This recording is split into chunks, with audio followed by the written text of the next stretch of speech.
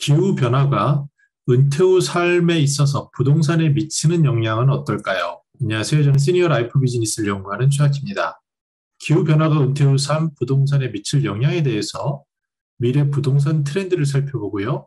맥킨지 보고서에서 나온 기후 위험과 부동산의 기회라는 것을 설명하고 그 이후에 은퇴 후 삶에 부동산이 삶에 미치는 현재 영향 그리고 미래에 주는 선택에 대해서 하나씩 보도록 하겠습니다.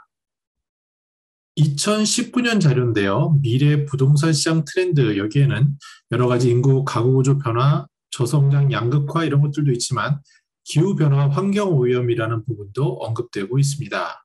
특히 이제 지구 온난화, 기상 이변 이런 것들이 하나씩 느껴지던 시기인데요. 그 안을 보면은 19년이었기 때문에 공기 질이라든지 특히 미세먼지 같은 거죠. 그리고 지구 온난화, 그 다음에 친환경 에너지 수요 이런 것들을 환경의 이슈로 잡고 있습니다.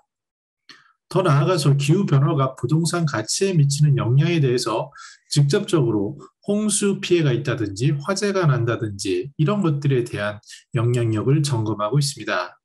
이는 태양열 아프리카에서 태양열 전도사로 활동하시던 최용규 박사님의 말씀에 따르면 마치 이런 겁니다. 지구 여름에 자동차 안에 문을 다 닫고 있을 때 그 태양이 내리치고요. 그러면 그 안에 열이 나가지 못했을 때 그 느끼는 찜통 더위가 차 안에서 느껴지는 걸 지구라고 한다면요. 그랬을 때 어떤 경우에 온도가 올라가거나 또는 폭우가 쏟아지거나 가뭄이 있거나 그 현상들이 반복되면서 홍수 위험, 그리고 화재 위험 이런 것들이 발생한다라고 이해하면 이해가 쉬울 것 같습니다. 나아가서 부동산에도 ESG 경영이 떠오른다고 하면서 기후현상이 반복되면서 이러한 부동산을 인프라를 유지하는 데 대한 비용들, 특히 규제에 따른 이런 비용들도 고려해야 한다고 합니다. 유엔에 따르면요. 지구상 모든 건물은 전 세계 에너지의 40%, 전기 60%를 소모하는데 특히 건물은 탄소 배출량의 28%나 차지하는 그러한 주요 요인이라고 합니다. 뉴욕시에서는 오피스 빌딩에 대해서 징벌세를 도입을 했고요. 사진에서 보는 것처럼 플로리다 하면은 따뜻한 날씨, 그래서 은퇴자들의 천국 뭐 이렇게도 불리는데 침수가 있으리라고는 생각하기 어려울 수 있고 또 눈이 오리라고는 생각하지 못했던 일들이 앞에서 말씀드린 그 온난화 효과 이런 것들로 인해서 그 폭우라든지 가뭄이라든지 이런 것들이 번갈아 일어나는 그런 현상을 우리는 뉴스를 통해서 알고 있습니다. 따라서 이산화탄소 배출에 대한 규제 가이드라인을 정하고 거기에 대해서 징벌세를 부과하는 이런 것들이 추진되고 있습니다. 맥킨지에서는 최근에 기후 위험과 부동산의 기회라는 것을 2022년 2월 4일자 기사에서 소개하고 있습니다. 주요 내용을 살펴보면요.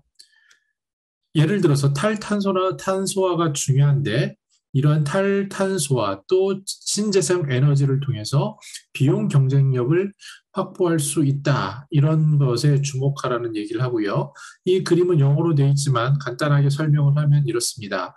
크게 두 가지 위협이 존재한다라고 봅니다. 하나는 직접적인 기후 변화의 위협, 홍수라든지 화재, 폭풍 이것이 대표적인 원인이 되겠고요. 이것들로 인해서 해수면이 올라가고 온도가 올라가게 됐을 때 맞이할 수 있는 여러 가지 건물, 특히 부동산의 입지에 따른 그런 효과의 측면 하나 고려할 것을 얘기하고요.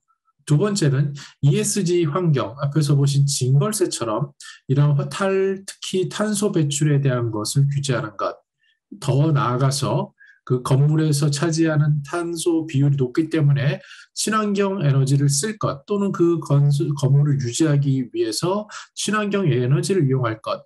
예를 들어서 우리가 전기차를 산다고 하면 걱정이 되는 것이 우리가 사는 집 또는 아파트에 전기차를 충전할 수 있는 시설이 있는가 이런 것들을 고려하게 되는 것과 마찬가지라고 할 수 있습니다. 그래서 현명한 그 부동산 사업자는 기후변화의 위험도를 측정하라라고 얘기를 합니다. 그래서 부동산을 뭐 오피스인지 아니면 다가구인지 뭐 데이터 센터인지 심지어 건물인지 이런 것들에 따라서 친환경 기후 변화 위험도를 측정하는 것이 필요하다라고 얘기를 하면서 이렇게 조언을 줍니다. 먼저 재생 에너지를 활용을 할 수 있게 해라. 부동산에서 창출할 수 있으면 좋겠고요. 그리고 더 나아가서 친환경 건물을 만들어서 더 많은 사람들을 유치할 수 있게 하면 좋겠다. 나아가서 녹색 건축 자재를 쓰고 아까 앞에서 말씀드린 만약에 전기차라고 한다면 전기차를 충전할 수 있는 시설을 만들고 특히 탄소 배출을 감시하고 감소하는 것이 증벌세 이런 것들을 줄일 수 있고 더 나아가서 ESG 자본, ESG 펀드까지 있는데요. 이런 것들에 대한 펀딩의 그런 효과 이런 것을 기대할 수 있다라고 조언하고 있습니다. 그러면서 이렇게 글을 마무리합니다.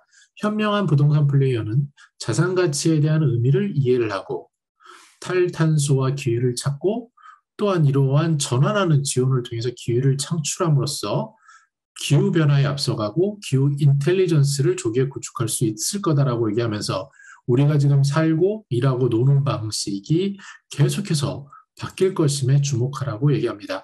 물론 이러한 기후변화가 부동산, 특히 이제 우리가 생각하는 집값에 무조건 마이너스만 되는 것은 아닙니다.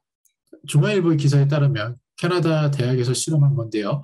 기후변화를 믿지 않는 지역, 뭐 기후변화 당장 눈에 보이는 게 아니고 일시적인 현상이라고 충분히 볼 수 있습니다. 그래서 그랬을 때 그렇게 믿는 분들이 많은 곳에서는 오히려 기후에 민감한 사람들보다 집값이 비싸다라는 그러한 아직까지는 현실적인 그런 고려도 있는 것은 사실이고요.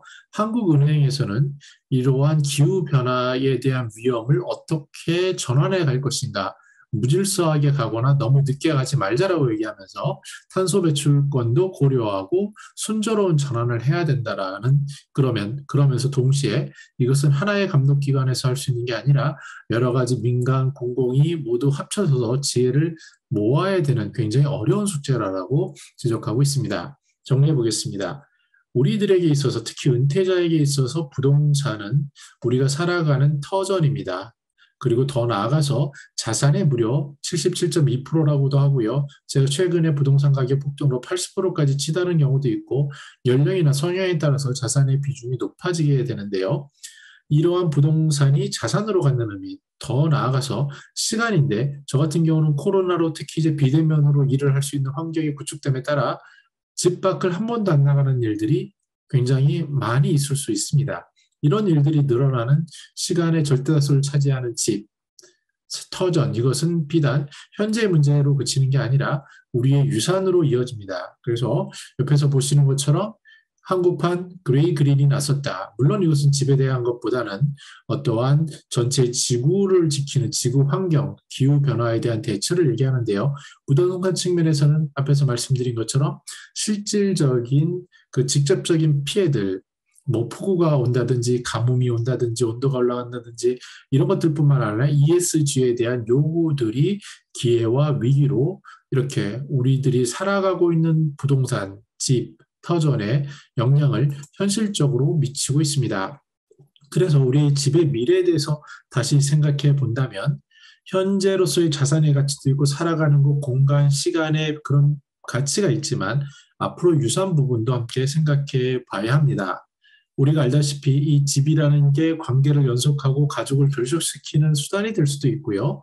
또는 이 집 하나 때문에 가족이 분쟁이 되고 일어나고 서로 다툼이 일어나는 원인이 되기도 합니다. 더 나아가서 일본에서 보다시피 또는 우리나라의 지방에서 보다시피 빈집이 생기는데 이 빈집으로 인한 여러 가지 사회 문제가 발생을 하게 되죠. 그리고 일본에서 빈집으로 인해서 신탁자산 같은 게 등장을 하게 된 직접적인 원인이 되는데 신탁이라는 것의 한 90% 서비스는 부동산이라는 그 얘기를 들은 적이 있습니다.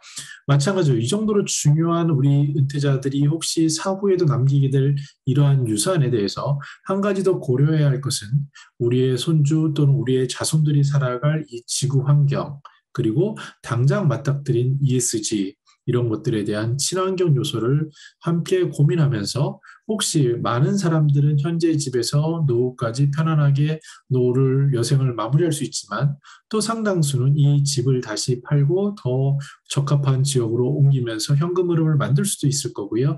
더 나아가서 이 집을 기반으로 당신의 노후와 또는 그 이후에 유산으로 남겨줄 수 있는 여러 가지 선택지가 가능한 집인데 여기서 우리에게 점차 환경에 대해서는 그러면 이 집이 어떻게 탄소를 제거할 수 있고 줄일 수 있는지 그리고 이 집이 친환경적인 요소를 갖추었는지 이러한 질문들을 우리들에게 할 것이고 은퇴자들이 살아가면서 집에 대해 생각할 때 단순히 부동산의 가치 또 부동산의 그 기존의 기능 외에 친환경적인 요소 이런 부분까지 고민해야 되지 않나 이런 생각이 들었습니다.